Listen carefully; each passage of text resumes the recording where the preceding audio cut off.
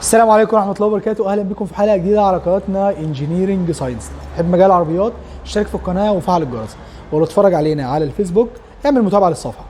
هنتكلم النهاردة عن موضوع ممكن يكون مهم لبعض الناس، بخصوص الناس اللي بتهتم بالحاجات الفنية في مجال العربيات. أنا إزاي بوقف العربية أو السيارة بتاعتي بالقوة الفرمالية؟ أعرف إزاي عربيتي هتحتاج كام نيوتن لإيقافها عند سرعات معينة. وده اللي هنتكلم فيه في الفيديو بتاعنا النهارده، بالاضافه الى تكوين تيل الفرامل والخصائص بتاعته، وازاي المنظومه بتشتغل، وازاي القوه الاحتكاكيه بتتحول لقوه فرماليه. وده اللي هنشوف معانا دلوقتي في الفيديو البسيط اللي قدمته لنا شركه شيل، فيديو تعليمي هنتفرج عليه مع بعض، ازاي نحسب خطوه بخطوه القوه الفرماليه الكامله للعربيه. احنا عارفين هدف صيانة فرامل العربيات هي عشان تهدي او توقف العربية بين مسافة معقولة تحت سرعات مختلفة. فرامل الطوارئ او اليد نظام مختلف مصمم لمساعدة حركة العربية خلال السواقة لو خدمة الفرامل عطلت. فرامل الطوارئ او اليد بتستعمل عشان تثبت العربية اول ما تقف. تصاميم النظام هتختلف، بس في بعض المكونات بين فرامل الطوارئ والصيانة متماثلة.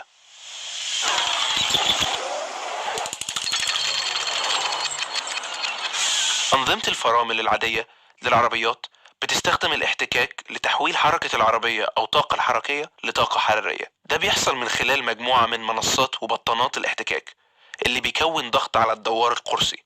كل ما كان فيه قوة أكتر بين مادة الاحتكاك والمكونات الدائرية، كل ما زاد مستوى الطاقة الحركية اللي بيتحول لطاقة حرارية.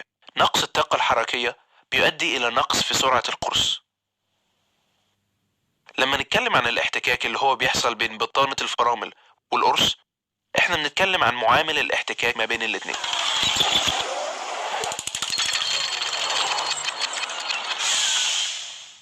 مهندسين نظام الفرامل بيختاروا مواد الاحتكاك على اساس جزء من قيمة معامل الاحتكاك. القيمة دي بتتغير على اساس خصائص المواد اللي بتسبب الاحتكاك.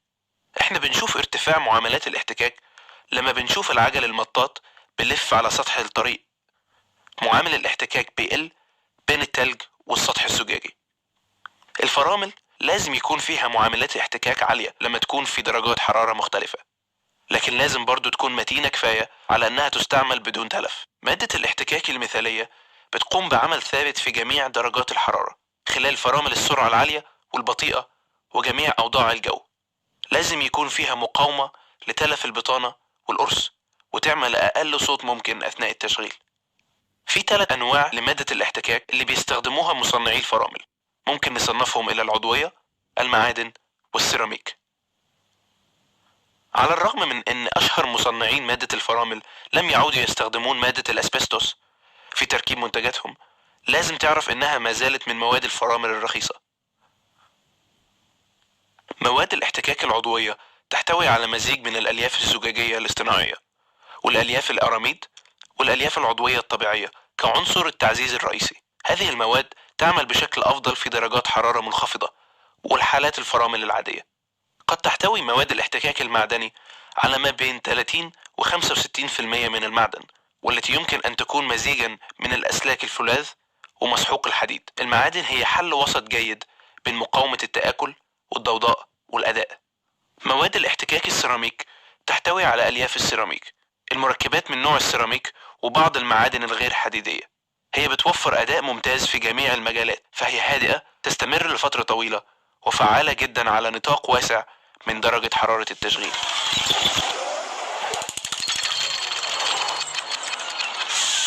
يتم إنشاء القوة الأولية المستخدمة للضغط على مادة الاحتكاك ضد قرص السيارة من قبل السائق.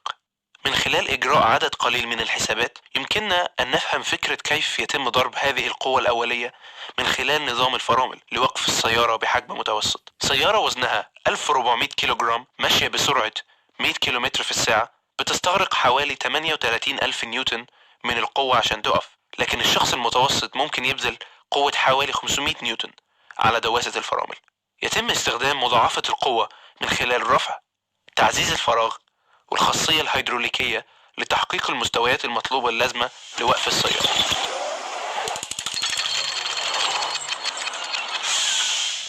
دواسة الفرامل بتستخدم رافعة ميكانيكية لمضاعفة جهد السائق أو تطبيق قوة على الحمل.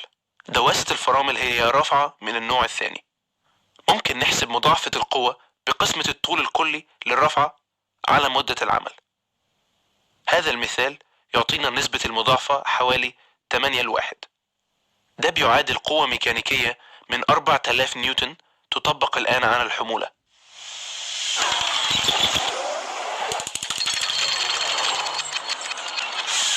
جميع الوحدات الحديثة للفراغ هي في الواقع أنظمة فراغ معلقة، وهذا يعني أن الوحدة المتوازنة باستخدام فراغ المحرك حتى يتم الضغط الفرامل. استخدام الفرامل بيسمح للضغط الجوي بعدم اتزان جانب واحد من الإطار مولدا القوة. يتم حساب القوة باستخدام الضغط التفاضلي عبر الإطار مضروبا في مساحة السطح. يمكن الحصول على فرق الضغط عن طريق طرح الضغط الجوي من ضغط فراغ المحرك. السيارة الأربعة سلندر بتولد حوالي 17 بوصة من الزئبق أو 45 kPa وهي واقفة، لأن الضغط الجوي عند مستوى البحر هو 103 kPa. فرق الضغط هو 58 kPa. إذا كان عندنا معززة فراغ قطر إطارها 250 ملم، يمكننا حساب مساحة السطح لتكون على 49,000 متر مربع، وبالتالي فإن قوة تطبيقها عن طريق المعزز هو 2842 نيوتن. باستخدام مضاعفة القدرة الميكانيكية والفراغ نكون قد زودنا قوة الفرامل إلى أكثر من 6800 نيوتن مطبقة على الأسطوانة الرئيسية. أن يكون هناك فهم حقيقي لكيفية عمل نظام الفرامل الهيدروليكية، نحن بحاجة إلى أن نكون على دراية بقانون باسكال، وينص هذا القانون على أن تغيير الضغط في أي نقطة في نظام السوائل المغلقة ينتقل كامل إلى جميع النقاط في النظام. تخيل 2 من الأسطوانات المتطابقة مليئة بسائل متصلة عن طريق أنبوب، ويتم تطبيق قوة معينة على واحدة. سوف تتحول القوة من خلال السائل إلى الأنبوب الثاني دون خسارة. وكذلك إذا ضغط المكبس في الأنبوب الأول بمقدار معين، المكبس الثاني هيتحرك في الاتجاه المعاكس بنفس القدر. يجب أن يكون السائل غير القابل للضغط المستخدم في أنظمة فرامل السيارات قادرا على تحمل درجات الحرارة القصوى التي تنتج أثناء مرحلة نقل الطاقة. تم تصميم أنظمة السيارات لاستخدام إما سائل الفرامل أو الزيوت المعدنية. وقد تم تصميم نظام مكابح السيارات لتطبيق ميزة هيدروليكية في اسطوانات العجلة أو المكابس، وتتحقق هذه الميزة من خلال تصميم النظام الهيدروليكي مع اسطوانات حجم مختلفة للسوائل اللي تعمل فيها. عندنا اسطوانة رئيسية متصلة بالمكبس عبر الأنابيب بالضبط زي 2 من الأنابيب البلاستيكية. في هذا المثال المكبس لديه ضعف مساحة سطح مكبس الاسطوانة الرئيسي. إذا حركنا الاسطوانة الرئيسية 20 ملم، مكبس الكماشة بيتحرك 10 فقط. الكماشة حجمها أكبر من الاسطوانة الرئيسية، وبالتالي فإن المكبس لن يسافر نفس المسافة. على الرغم من أن الضربة قلت، فإن القوة المستخدمة بواسطة المكبس قد زادت. عندما ننظر إلى دائرة الفرامل يمكننا أن نرى القوة التي ولدت أصلا من رجلنا قد ضعفت من خلال الرفعة، الفراغ والهيدروليكية. من خلال تطبيق قوة من 6800 نيوتن إلى الأسطوانة الرئيسية يمكننا حساب القوة المطبقة على مسماك واحد داخل دائرة الفرامل. بما أن مكبس المسماك لديه ضعف المساحة السطحية من الأسطوانة الرئيسية، يتم مضاعفة قوة الإدخال بشكل فعال. يمكننا أن نرى الآن 13600 نيوتن من القوة تطبق على لوحة الفرامل، أو 27200 نيوتن من القوة مطبقة على كل من وحدات الفرامل الأمامية. المسامير أو أسطوانات العجلات الخلفية مش كبيرة زي الأمامية، فهي مصممة للسماح بنقل الكتلة خلال أحداث الفرملة.